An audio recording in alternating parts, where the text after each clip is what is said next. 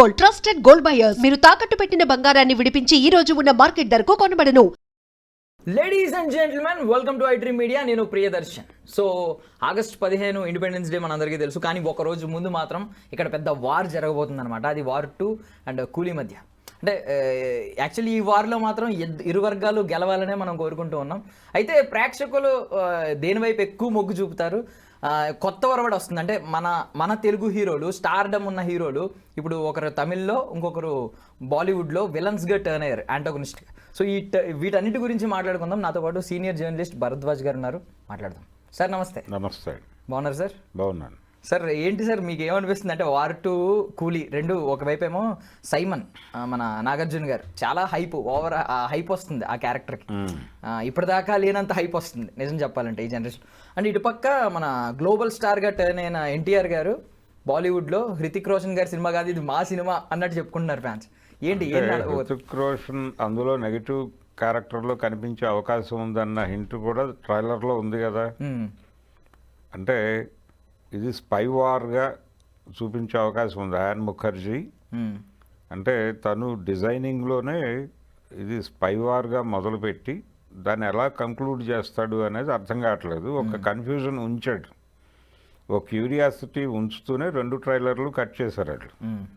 అందులో ఒక దానిలోనేమో అంటే ఒక మిషన్ మీద వెళ్ళినటువంటి స్పై అవతల వాళ్లతో చేతులు కలిపేసినటువంటి పరిస్థితి ఉందేమో అనేటువంటి అనుమానము, ఏమైపోయాడు అని మొదలై అతనే అసలు టోటల్గా వ్యతిరేకంగా అవతల శిబిరానికి అతనే నాయకత్వం వహిస్తున్నట్టుగా ఒక కల్పన ఉండి అతన్ని ఎదుర్కోవడానికి వెడుతున్నట్టుగా ఒక డిజైన్ కనిపించింది. అలాగే ఇది ఏకలవ్యుడు ద్రోణాచార్యుల కథలాగా కూడా నడిపాడు. అంటే ఎవరిని చూసైతే ఇన్స్పైర్ అయ్యి, ఎవరిని చూసైతే నేర్చుకుని ఈ రంగంలోకి వచ్చాడో వాళ్ళతో తలబడేటువంటి పరిస్థితి క్రియేట్ అయిన క్యారెక్టర్గా, అంటే ఏకలవ్యుడిగా ఎన్టీఆర్ని, ద్రోణాచార్యుడిగా అతన్ని, హృతిక్ రోషన్ని చూపించేటువంటి ఒక ప్రయత్నం కూడా కనిపించింది. ఇలా రకరకాల లేయర్స్లో ఆ కథ నడుస్తుంది అనేది ఒక అభిప్రాయం కలిగిస్తూ మొన్న వచ్చినటువంటి ట్రైలర్లో లేదు వాళ్ళిద్దరూ దేశభక్తులే అనే డైలాగ్ ఒకటి పెట్టారు. ఇలా ఒక కన్ఫ్యూజన్ ఉంది. అది టోటల్గా ఒక spy cinema, big scale cinema. NTR just cameo అనుకున్నారు కానీ అతను పూర్తి స్థాయి పాత్ర చేస్తున్నాడు అనేది అర్థమైంది ప్రపంచానికి. కాకపోతే కూలీలకు వచ్చేసరికి నాగార్జున అది టోటల్గా నెగిటివ్ క్యారెక్టర్ చేస్తున్నానని ఆయన చెప్పుకున్నాడు. నా దగ్గరికి అంటే ఇప్పుడు ఇక్కడేమో టోటల్గా డైరెక్టర్ గారు మోస్తున్నాడు ప్రాజెక్ట్ని.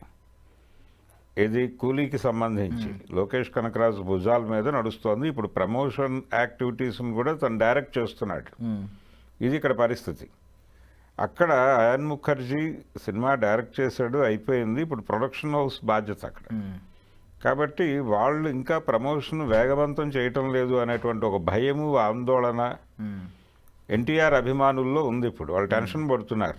నిన్నటిదాకా ప్రశాంతంగానే ఉన్నారు కానీ నిజానికి ఉన్నటువంటి వాతావరణంలో వార్ 2కే ఎడ్జ్ ఉండే అవకాశం ఉంది. ఓకే, జూనియర్ ఎన్టీఆర్ మార్కెట్ రీత్యా కూడా, అంటే డివైడ్ టాక్ వచ్చినటువంటి సినిమాకు కూడా 500 కోట్ల పోస్టర్ వేసినటువంటి చరిత్ర ఉంది అతను. ఏది దేవరకి సంబంధించి. సో అది అతని మార్కెట్ వాల్యూ అనుకుంటే అతనితో సినిమా తీస్తే ఆ పోస్టర్ వేసుకునేటువంటి సౌలభ్యం ఉంది.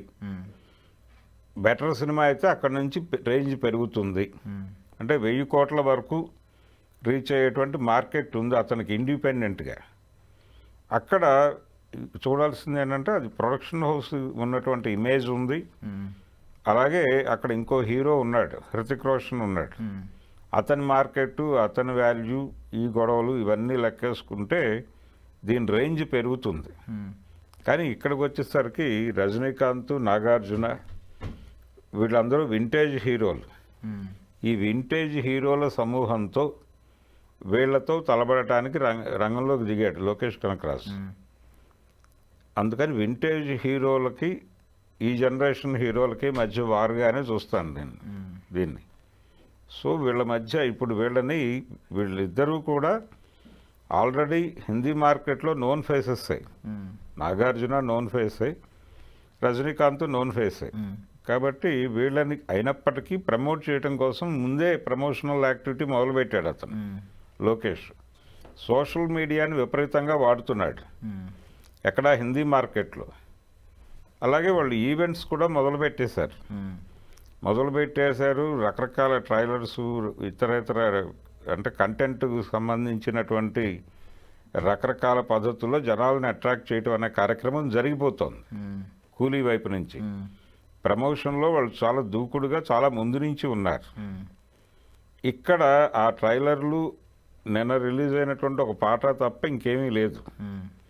ఇప్పుడు ఒక ఈవెంట్ ప్లాన్ చేశారు ఇక్కడ. ఈ ఈవెంట్లో ఏవైనా మెరుపులు మెరిస్తే అభిమానులు తృప్తి పడతారు. అంటే ప్రాజెక్టుకు సంబంధించిన స్పెక్యులేషన్స్ బాగానే సరఫరా చేస్తున్నారు వీళ్ళు. అంటే దీనిలో ఆమిర్ ఖానో లేకపోతే షారూక్ ఖానో కనిపించే ఛాన్స్ ఉంది అనే ఒక స్పెక్యులేషన్ నడుస్తోంది. ఇలా స్పెక్యులేటివ్గా దీనికి ఏదో ఒక వాతావరణం క్రియేట్ చేయడానికి ఒక ప్రయత్నం జరుగుతోంది, కానీ చాలదు. ఇంకొంచెం డోస్ పెంచాలి. అలాగే అక్కడ కూడా 2-3 సీరియస్ ఈవెంట్స్ జరగాలి, కానీ టైం చాలా తక్కువ ఉంది, 4 రోజులే ఉంది. ఈ 4 రోజుల్లో ఏం చేస్తారు అనేది వీళ్ళైతే కాన్ఫిడెంట్గా ఉన్నారు. కూలీ మేము ఏం చేయాలో అంతా చేసేసాం, ఎంత చేయగలమో అంతా చేసాం, ఇప్పుడు ఫలితం ఆడియన్స్ ముందు ఉంది అనేది. రెండోది సబ్జెక్ట్ వైజ్ కూడా తను చాలా కాన్ఫిడెంట్గా ఉన్నాడు లోకేష్. అలాగే స్క్రీన్ ప్లేకి సంబంధించి తనకు ఒక ప్రత్యేకమైనటువంటి టాలెంట్ ఉంది. నేను ఆడియన్స్ని థియేటర్లో ఎంగేజ్ చేయగలను, ఎమోషనలైజ్ చేయగలను అనే కాన్ఫిడెన్స్తో ఉన్నాడు ఆయన. అయాన్ ముఖర్జీ ట్రాక్ రికార్డ్ బాగాలేదు. అతను బ్రహ్మాస్త్ర అనేటువంటి ఒక ఇబ్బందికరమైన సినిమా ఉంది, దానికి పార్ట్ 2, పార్ట్ 3 ఉంటుందని చెప్పాడు, కానీ ఇప్పటివరకు అది లాంచ్ అయ్యే కండిషన్ కూడా కనబట్టలేదు. ఒక విచిత్రమైన విషయం ఏంటంటే అందులో నాగార్జున ఉన్నాడు బ్రహ్మాస్త్రాలు, ఇప్పుడు కూలీలో నాగార్జున ఉన్నాడు. ఇదొక లింక్ ఉంది ఈ 2 ప్రాజెక్టులకి. సో అయాన్ ముఖర్జీ ఒక ఎంటర్టైన్మెంట్ సినిమాతో ఒక విజయం సాధించున్నాడు, కానీ ఈ లెవెల్ ప్రాజెక్టు అతను ఇంతకుముందు చేసింది పెద్దగా నడవలేదు. ఇంకొక అంటే ఇండస్ట్రీలో సెంటిమెంట్ల ఇది కూడా ఉంటుంది ప్రభావం. కరెక్ట్. బాలీవుడ్ హీరోలు సౌత్ ఇండియన్ హీరోలకి విజయాలు ఇవ్వటం అనేది పెద్దగా జరగలేదు, అసలు జరగలేదనే చెప్పాలి. అంటే హీరోగా జరగలేదు, ఇది నెగిటివ్ క్యారెక్టరే అనుకుని ముందు నెగిటివ్ క్యారెక్టర్ ఏం కాదు కాదని ఇప్పుడు పాజిటివ్ క్యారెక్టరే. ఇతుంది పాజిటివ్ క్యారెక్టరే. అంటే ఇప్పటి వరకు బాలీవుడ్ హీరోలకి అంటే బాలీవుడ్ హీరోలకి సౌత్ డైరెక్టర్లు పెద్ద పెద్ద విజయాలు ఇచ్చారు, కానీ బాలీవుడ్ డైరెక్టర్లు సౌత్ హీరోలకు భారీ విజయాలు ఇచ్చిన సందర్భాలు తక్కువే. కాబట్టి ఇదొక పెయిన్ ఉంది. అంటే కమల్ హాసన్కి సాగర్ సినిమా హిట్ అని చెప్పచ్చు, కానీ సాగర్ సినిమాలో రిషి కపూర్ కూడా ఉన్నాడు, వాళ్ళిద్దరి మీద నడిచిన కథ అది. అలా రజనీకాంత్కు 1-2 సినిమాలు ఉన్నాయి, కానీ అక్కడ కూడా అమితాబ్ ఉన్నాడు. ఇలాంటి పంచాయతీ ఉంది.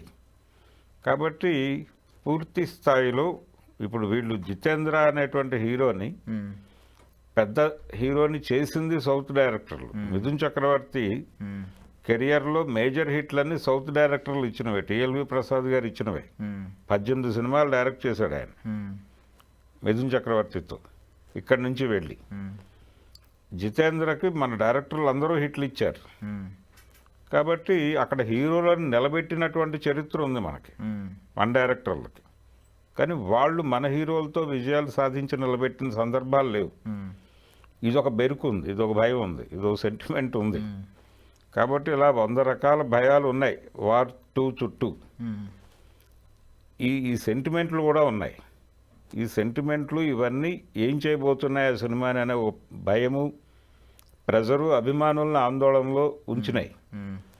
రేపు ఈ ప్రమోషనల్ యాక్టివిటీ ఇక్కడ జరిగేటువంటి ఈవెంట్లో ఏమన్నా మెరుపులు మెరిస్తే వాళ్ళు కొంత తృప్తి పడతారు. కానీ వాస్తవానికి ఇవి 2 బెటర్గా ప్రమోట్ అయ్యి రిలీజ్ అయితే కొంత ఎడ్జ్ వార్ 2కు ఉండే ఛాన్సే ఉంది.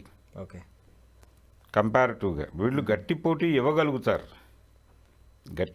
ఇవ్వగలుగుతారు అనటంలో అంటే తనకు పడుతున్న కష్టం నుంచి లోకేష్ కనకరాజు పడుతున్న కష్టం నుంచి మంచి ఫలితాన్ని రాబట్టే అవకాశం అయితే ఉంది. సో ఇందాక మీరు ఒక హెడ్లైన్ వదిలేరు సరదాగా, ఏమని వింటేజ్ హీరోస్ వర్సెస్ ఇప్పుడు అంతే, స్టార్స్ అని చెప్పి. అంతే. కాకపోతే అంటే అది మీడియా ముఖంగా నేను కూడా చాలా వెబ్సైట్స్లో చూశాను. బట్ ఆడియన్స్ నిజంగా అలాగే తీసుకుంటున్నారంటారు. అంటే వేరెవర్ 35+ ఉన్న వాళ్ళు, 40 ఉన్న వాళ్ళు, రజనీకాంత్ గారికి వీరాభిమానులు కాబట్టి వాళ్ళు అటువైపు టర్న్ అయ్యి, ఎప్పుడైతే యంగ్స్టర్స్ ఉన్నారో వాళ్ళు ఎన్టీఆర్ గారి వైపు టర్న్ అయ్యి, ఇలా ఇలా ఏమన్నా ఉంటుంది అంటారు. వింటేజ్ హీరోల సినిమాలు ఒక సెలబ్రేటివ్ మూడ్లో ఉంటాయి. అంటే అక్కడ అభిమాన గణం తాలూకా సంఖ్య చాలా ఎక్కువ ఉంటుంది. అంటే మూడు జనరేషన్లు, 3-4 జనరేషన్ల అభిమానులు ఉన్నారు ఆయనకి అన్ని ఏరియాల్లోనూ. రజనీకాంత్కి, నాగార్జున కూడా 2-3 జనరేషన్ల అభిమానులు ఉన్నారు ఆయనకి.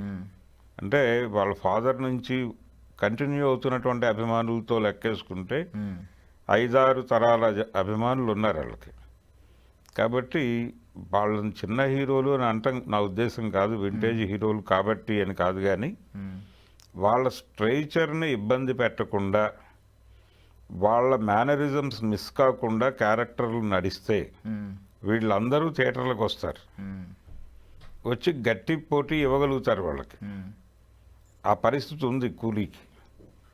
కాకపోతే వాళ్ళు ఆల్రెడీ మార్కెట్లో ఉండి ఎక్స్పాన్షన్ మోడ్లో ఉన్నటువంటి హీరో అతను ఎన్టీఆర్. అది అతనికి ఉన్నటువంటి కెపాసిటీ, అది అతను క్రౌడ్ పుల్లర్గా అతనికి ఒక స్థాయి ఉంది. అలాగే హృతిక్ రోషన్కి ఒక స్థాయి ఉంది. ఆ రెండు కలిసి నడుస్తున్నటువంటి సినిమా ఇది. ఆ ప్రొడక్షన్ హౌస్కి ఒక ఇమేజ్ ఉంది. ఇవన్నీ క్యాలిక్యులేట్ చేస్తే కొంచెం ఎడ్జ్ తీసుకునేటువంటి అవకాశం ఉంది దానికి. కానీ అది దక్కించుకుంటారా లేదా అనేది అనుమానం. ఇప్పుడు ప్రజెంట్ ఈ 4 రోజుల్లో ఏదైనా మెరకిల్ చేయగలిగితే వాళ్ళు ఆ ఎడ్జ్ వరకు సాధించే అవకాశం ఉంది. కానీ కూలీ కాన్ఫిడెంట్గానే ఉంది. కూలీ మీద అన్ని సెక్షన్స్ కాన్ఫిడెంట్గానే ఉన్నాయి. వాళ్ళు తీసుకున్నటువంటి సబ్జెక్ట్ మీద కూడా ఆడియన్స్ కాన్ఫిడెంట్గానే ఉన్నారు. అంటే ఒక సీరియస్ ఇష్యూని ఆకట్టుకునే విధంగా చెప్పడంలో అతనికి ఒక ప్రావీణ్యత ఉంది. ఎవరికి? డైరెక్టర్కి, లోకేష్ కనకరాజుకి. అది మనం ఆల్రెడీ చూసాం ఖైదీ లాంటి సినిమాల్లో అతను టాలెంట్ ఏమిటి అనేది. అలాగే వింటేజ్ హీరోలని ఎలా హ్యాండిల్ చేయాలి అనే దానికి సంబంధించి కూడా అతనికి ఒక గ్రామర్ ఉంది. అది కూడా చూసాం మనం విక్రమ్ సినిమాతో. అంటే కమల్ హాసన్కి అదొక పెద్ద ఓపెనింగే. గతంలో రాజశేఖర్ అని ఒక డైరెక్టర్ ఉండేవాడు. ఆయన కమల్తో మాస్ సినిమాలు తీసి మంచి విజయాలు అందించాడు. మళ్ళీ ఆ స్థాయి విజయం అందించిన వాడు లోకేష్. కాబట్టి వింటేజ్ హీరోలను ఎలా హ్యాండిల్ చేయాలనే దానికి అతనికి ఒక ప్రావీణ్యత ఉంది. ఇవన్నీ ఆ సినిమాకి ప్లస్ పాయింట్స్. ఈ సినిమాకి కొన్ని మైనస్ పాయింట్స్ ఉన్నాయి. కానీ హీరోల ఇమేజు, వాళ్ళకున్న మార్కెట్, చరిష్మా ఇవన్నీ యాడ్ అయ్యి ఇప్పుడు ఏదైనా మిరకిల్ జరిగితే ఈ 4 రోజుల్లో ఇది కొంత ఎడ్జ్ తీసుకునే అవకాశం ఉంది. కానీ వీళ్ళు నిలబడతారు బలంగానే. కూలీ గట్టి పోటీ ఇస్తుంది. కూలీ ముందు మీరే ఏ సినిమాకి వెళ్తున్నారు సార్? ముందు ఏ సినిమాకి వెళ్తున్నారు? అందుకే ముందుగా ఏ సినిమా చూడబోతున్నారండి ఈ వారం? నేను కూలీయే చూద్దాం అనుకుంటున్నాను. క్యూరియాసిటీ నాకు ఈ సినిమా మీదే ఉంది. అంటే సబ్జెక్ట్ వాళ్ళు ప్రస్తావించినటువంటి టాపిక్ అంటే కార్మికుల అక్రమ వలసలు వ్యవహారం, దీనిలో చర్చించబోతున్నామని మాట్లాడాడు ఆయన. సో ఆ విషయాన్ని ఎలా హ్యాండిల్ చేయబోతున్నాడు అని. ఆల్రెడీ మలయాళంలో 1-2 సినిమాలు వచ్చినాయి టాపిక్తో. కాకపోతే అవి సీరియస్గా నడిచినాయి. ఇది కమర్షియల్ వేలో ఎలా చూపించబోతున్నాడు అనేది ఒక curiosity. Thank you so much sir for your valuable time.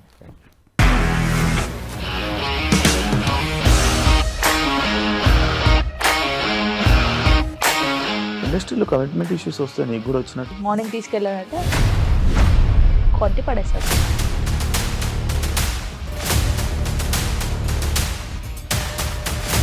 ఒక్కళ్ళు కూడా చూడలేదు ఈ సినిమా అని చెప్పడానికి కూడా చాలా ధైర్యం కావాలి. అది నిజం కదా, దాంట్లో ధైర్యం ఏంటి? ఇది నెక్స్ట్ డే ప్లేట్ మార్చేస్తే తప్పు కదా. As of now we are comfortable this అని నేను అనుకుంటున్నాను. రష్మిక గారిది మీది ఒకే ఊరు అంట కదా? నీకు కోపం వచ్చిందంటే బాగా తిట్టేత్తరా? తిట్టేద్దామండి. నిజంగా గేమ్ ని ఎలా చేంజ్ చేయగలిగారు? ఏపీఎస్ఎఫ్సి వాళ్ళకి 6 నెలల్లో నేను 6 లక్షలు కట్టా. బిజినెస్ చేయాలనుకుంటే it is as difficult as riding a tiger.